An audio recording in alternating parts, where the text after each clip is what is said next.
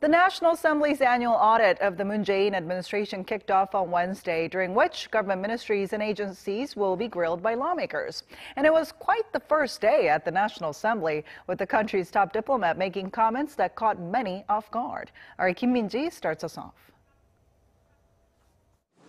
For the next few weeks, there'll likely be no let-up in the back and forth between rival parties as they carry out a full-fledged evaluation of the Moon Jae-in government's past year in office.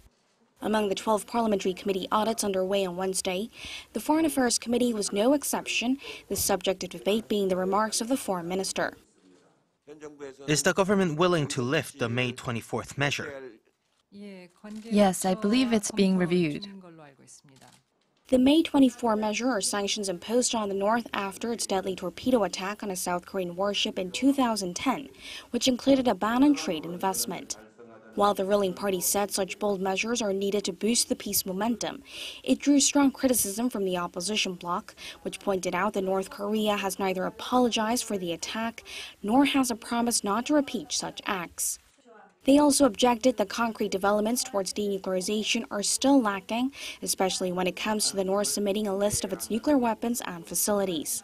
The minister later apologized for the sanctions remark and said it was an issue that would be dealt with flexibility. She also noted that most of the sanctions in place overlap with UN sanctions, so lifting it wouldn't have much impact, and the developments regarding inter-Korean relations and denuclearization progress will be taken into account. Over at the Defense Committee audit, one of the main issues was a military agreement signed by the two Koreas in Pyongyang last month, which among other things calls for the setting of buffer zones on land, air and sea.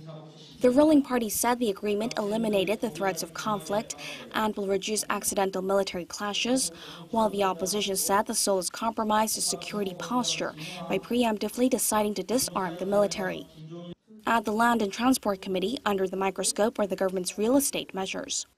Opposition lawmakers argued that the government's measures to curb housing prices have failed, pointing out that prices have continued to rise in the capital region. But the ruling party did not budge, saying that the surge in housing prices in the first place was triggered by the easing of regulations under the previous conservative government, which is said to encourage people to buy homes and engage in speculation. Kim Min-ji, Arirang News.